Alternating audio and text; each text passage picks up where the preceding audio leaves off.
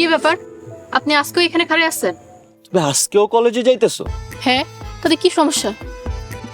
আরে তোমার না সামনে বিয়া। তাতে আপনার কি সমস্যা?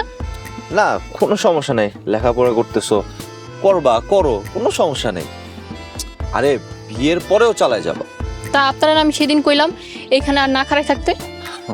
না মানে ভবিষ্যতে তো আর দাঁড়ায় থাকতে হইব না, তাই ভাবলাম দাঁড়াই একটু এমনি। ভবিষ্যতে খাড়াই থাকতে হইব না কেন? আরে বুঝো না, বিয়ার পরে কি মানুষ গাছতলায় প্রেম করে? বিয়ার পরে তো মানুষ ঘরে প্রেম করে। বিয়া? আমি কি আপনারা একবারও কইছি যে আমি আপনার বিয়া করবো? ঢং। মানে তুমি আমার বিয়া করবা না? কি তোমার রান্নাবাড়ি শেষ হয় নাই? এই তো প্রায় শেষের দিকে।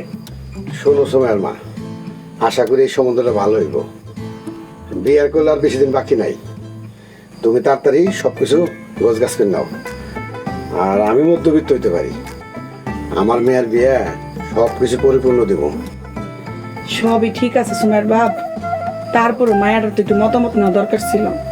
ঠিক আছে, তুমি তা নাও, কিন্তু আমার বিশ্বাস আমার মেয়ে আমার কথার বাইরে হইব না। আচ্ছা ঠিক আছে, আপনি তাহলে এখানে বহেন, আমি একটু মায়ের মতামত চাই না। ঠিক আছে, যাও তুমি।